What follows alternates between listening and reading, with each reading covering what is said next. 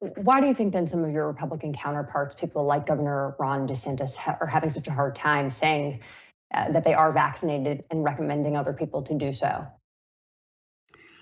I don't know. I don't want to answer for them in terms of, the dynamics of why they make decisions, why they publish or talk about certain things.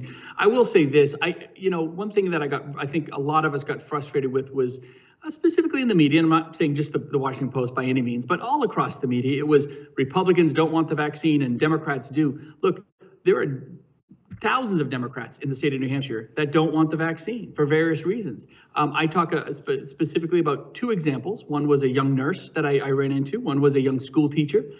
They were young women, and for whatever reason, they were concerned about the aspect of the vaccine and the booster with pregnancy. And so we talked to them and said, no, there's no data to support that. It's very safe. You can do it. And you walk them through it. You encourage them to talk to their doctor, right? I don't think anyone should just be taking the governor's or talk to your medical provider, talk to your doctor about the safety of the vaccine. So, both were staunch liberal Democrats, of course, but it's not about one party or another or anything like that. I think that creates a lot of division. I think the best we can do, and all I'm trying to do is lead by example here in my own state, whether it's leaders in your community or from the hospitals, talk to your doctor, get the information, and hopefully you're making the right decision. Omicron is still very serious. I think there's also a lot of complacency. There was complacency back in the fall, I think, from the bulk of America, but now we hear more and more studies that Omicron isn't as serious. And that's true, and that's actually a very good thing.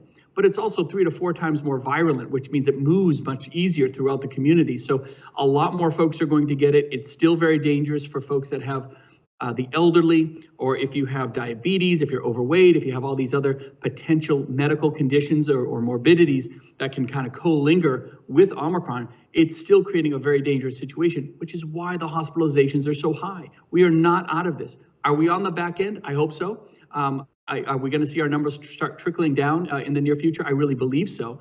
But we're by no means out of this. We don't know what the next variant could bring. So at least from my point of view, I think we just still have to stay as vigilant as ever, right? You don't run 24 miles of a marathon and just call it a day, right? You got to run the whole race. And sometimes those last miles can be the hardest, but you got to see it all the way through.